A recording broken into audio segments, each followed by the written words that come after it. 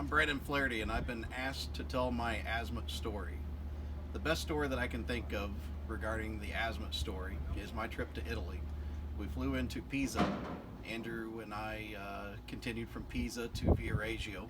Spent a couple days in Viareggio going around the Benetti factory, and then we did a trip over to Varazze. Visited the marina owned by Paolo Vitali, which was just amazing along the Mediterranean. Had lunch there and then proceeded on to Savona. Visited the facility where all of the boats up to 72 feet come down and get put together to hop on the ship going wherever they're going to go in the world.